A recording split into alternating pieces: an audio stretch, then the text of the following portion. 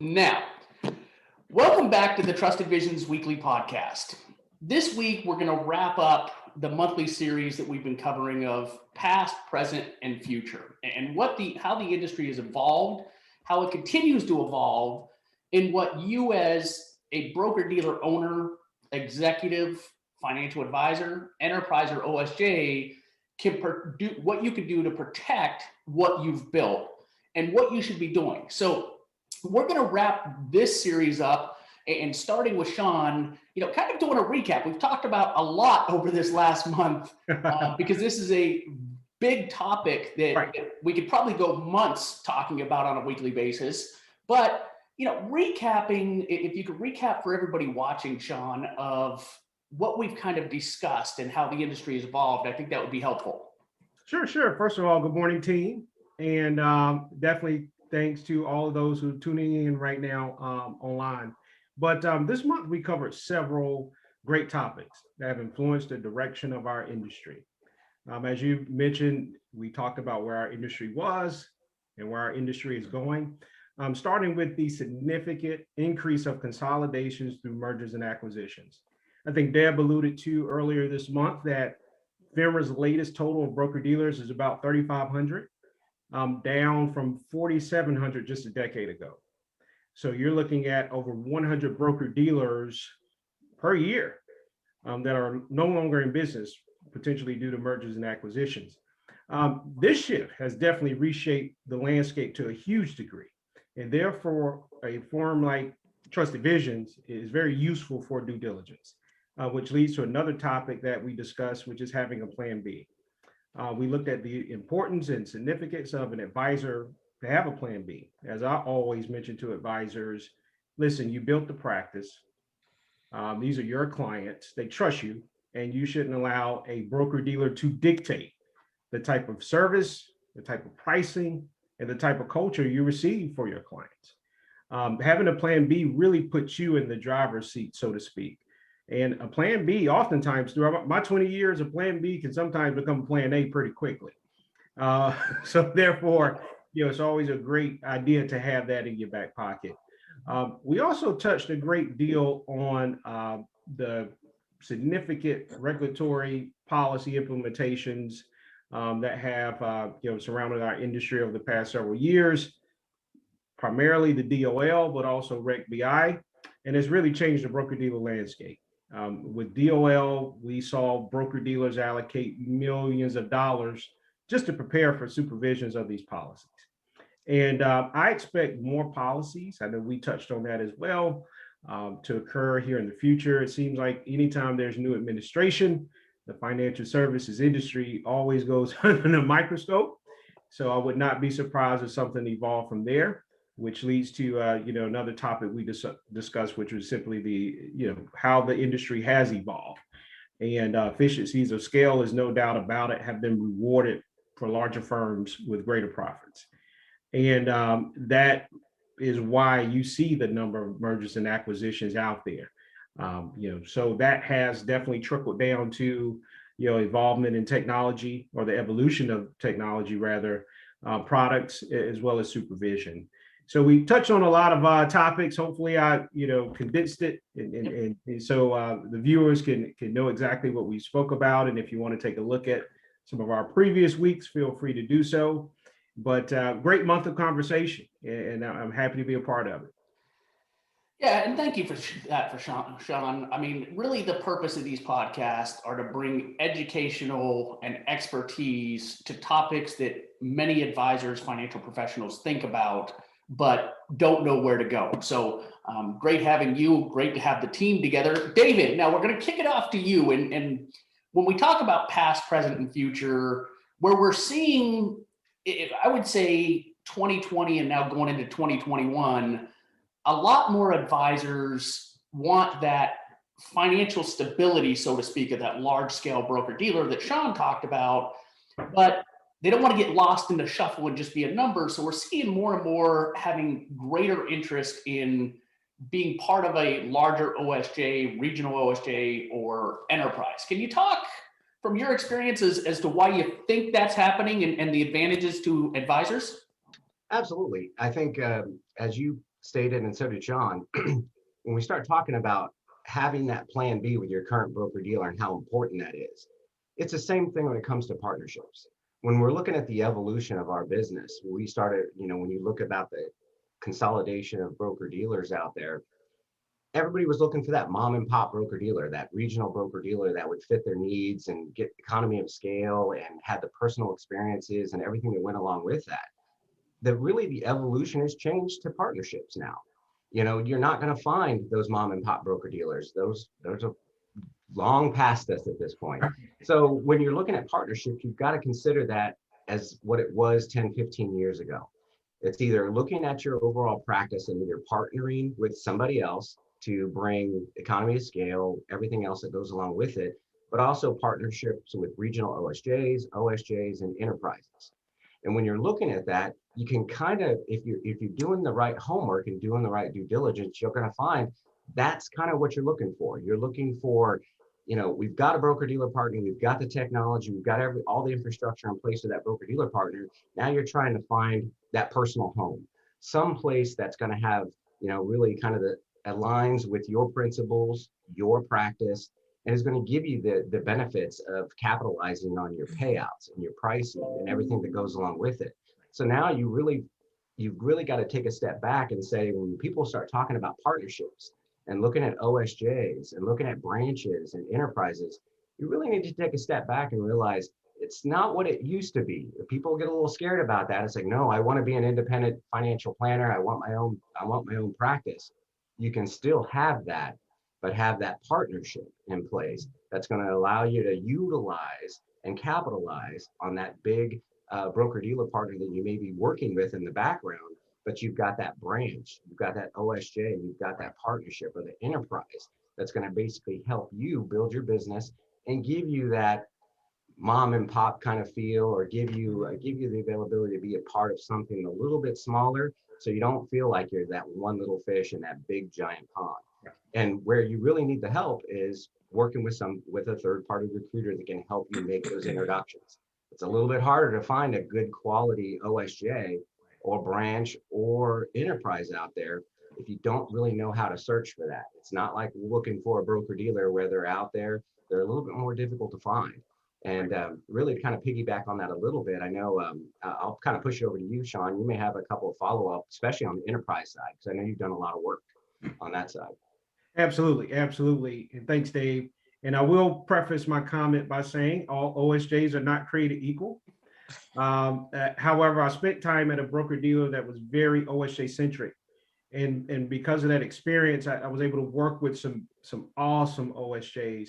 And when I'm speaking with an advisor that's looking for that support, who may be apprehensive about affiliating with a larger broker dealer, I always mention to the advisor, listen, this is the best of both worlds, because you have the resources from that large broker dealer. You can take advantage of the technology and the service and the support that the broker dealer offers. However, you have some OSJs out there, Dave, that just have this great, enterprise where you have that layer of service as well. So it's almost it serves as the best of both worlds, in my opinion, in a lot of cases. And you're right.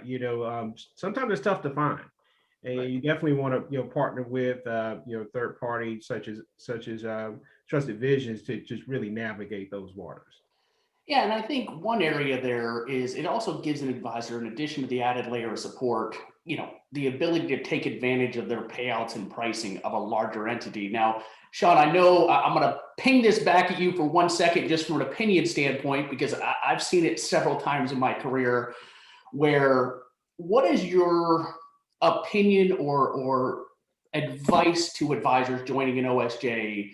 Because I've seen it in the past where an advisor joins an OSJ, the OSJ isn't holding up their end of the bargain. They want to get released from that OSJ, but yet that OSJ is playing hardball with them and won't release them, which requires them to move broker dealers and stay within the OSJ. Right. What is your opinion or advice to advisors on getting a release letter up front from an OSJ or enterprise when that advisor's looking at joining them?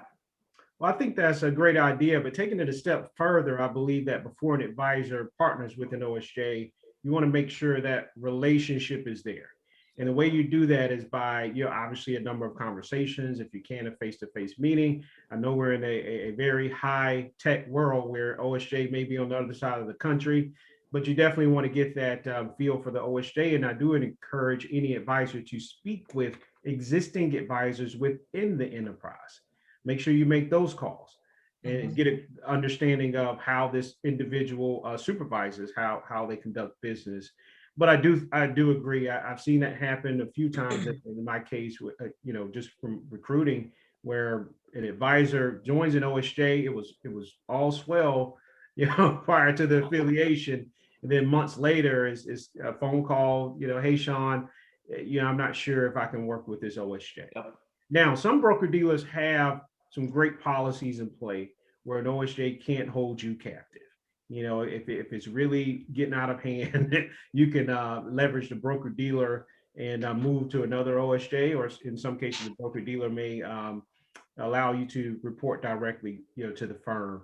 But in some cases, broker dealers do allow the OSJ to have that much, I guess, privilege, you can say. And so having an agreement in place wouldn't hurt. I mean, it can help. And I think that's a great segue into, and the team and I talked about this earlier this week, of, have we truly defined for our audience, what is a true consultation when working with firms like Trusted Visions? And I think this is a great segue in that a true consultation isn't getting an advisor's name and throwing a profile to 10 different broker dealers and saying, hey, I'm going to make this introduction. And then the advisor is getting calls from 10 different corporate recruiters. A true consultation, and this is the approach of Trusted Visions, not saying, as Shaun put it, not everybody is created equal in our space or provides the same level of service, but a consultation is really what you want it to be and what your needs are. And so I'll give you an example of that is we always start off, and I think I can speak for the entire team, we start off with that introductory call of what's causing you to even talk to us? Is it, reduction in payouts, increase in cost? Is it frustrations with compliance? Is it product driven? Whatever it may be. And let us understand that, because we're going to dig deeper. And some clients may think we're pushing them, but yet we really want to get to, is this just a one-time issue, or is it something that's ongoing, or is it something from an industry standard that you're not going to be able to do with any other broker dealer? And so, we try and on that introductory call, really challenge our clients to find out what the true issue is. And then after that, then let's understand what your desired destination is in terms of, is it strictly upfront money? Is it strictly payout? Is it culture, platforms, ease of doing business? And, then at least at Trusted Visions, we don't make more than 2 or 3 introductions to broker dealers at a time. Now, that's by design. That's not because we only have 2 or 3 relationships. We have, several broker dealer relationships, but we want to be respectful of the fact, and I think Deb mentioned this on past podcasts, is an advisor has to focus on their clients and their practice and continuing to build their practice. If we start introducing you to 5 or 10 different broker dealers, then your entire day is going to be filled up with technology demos, advisory demos, introductory calls with the broker dealer, calls with practice management. So we try and be methodical. And when you're doing consultations, if we have done our job, we shouldn't have to introduce you to more than 2 or 3 broker dealers based off of listening to what your needs are.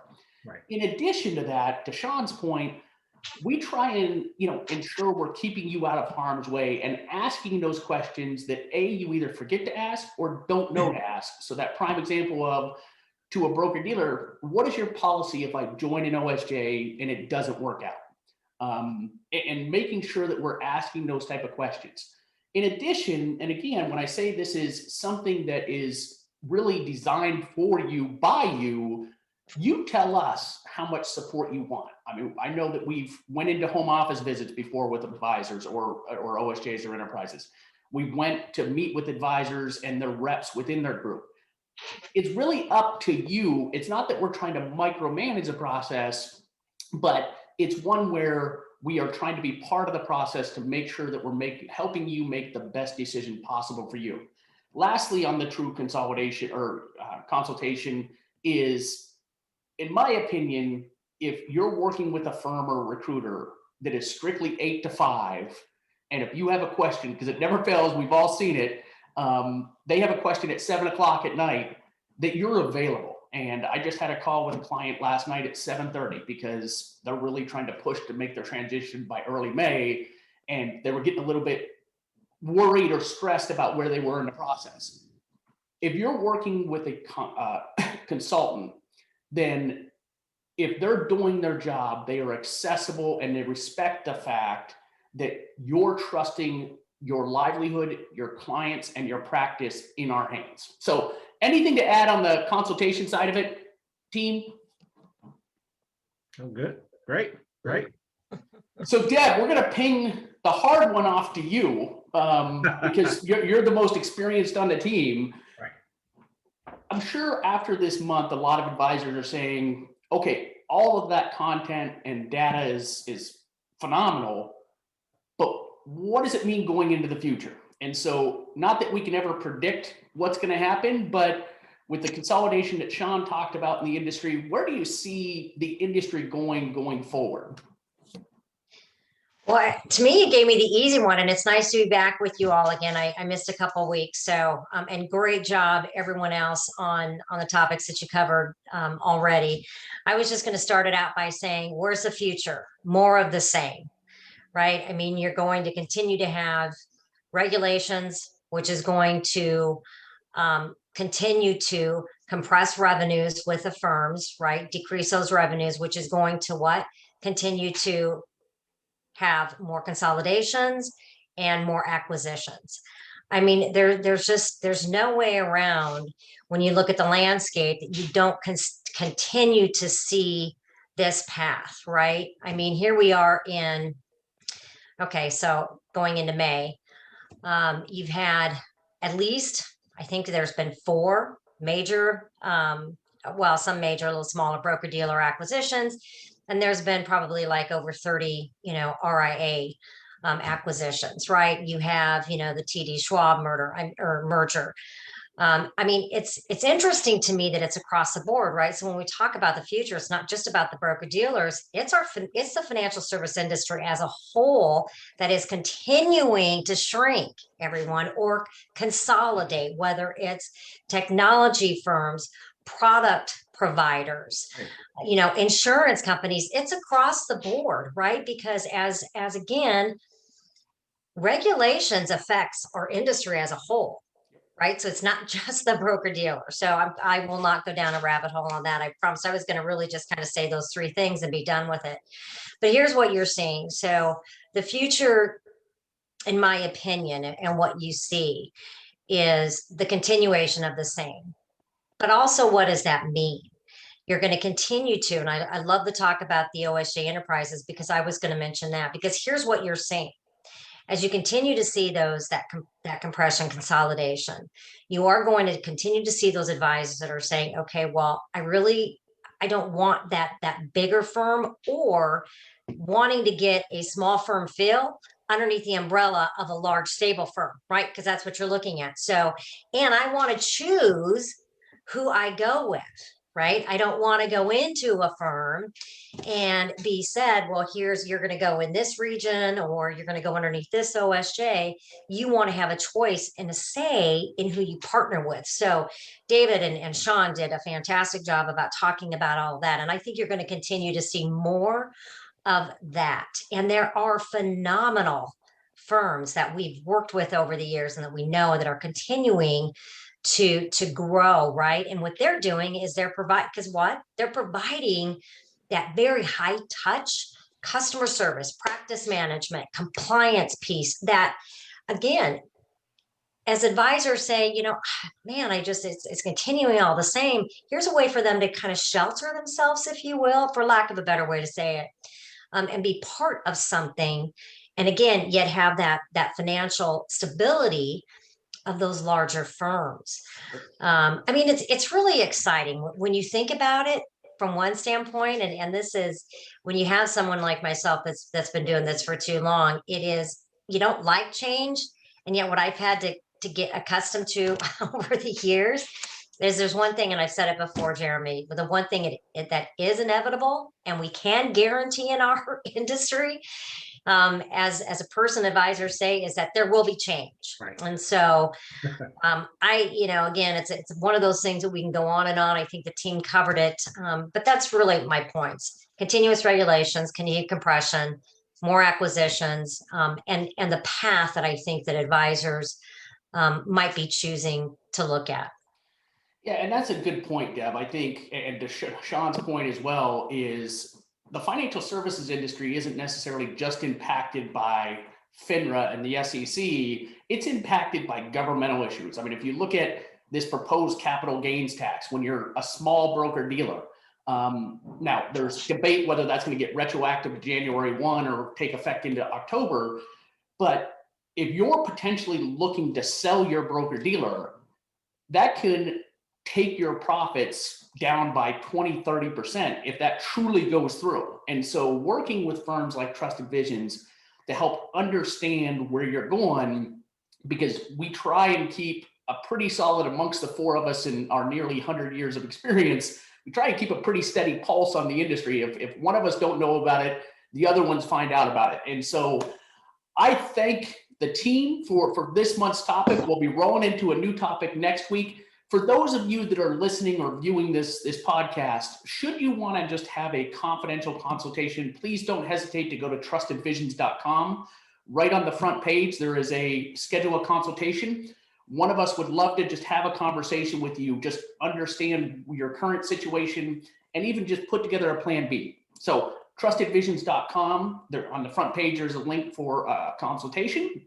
If you have any questions, please comment on our LinkedIn page or email us at info@trustedvisions.com. Team, again, thank you for being part of Trusted Visions. Thank you for being so well versed in these topics. We look forward to next month's topic. Have a great week, everybody. Have a great week.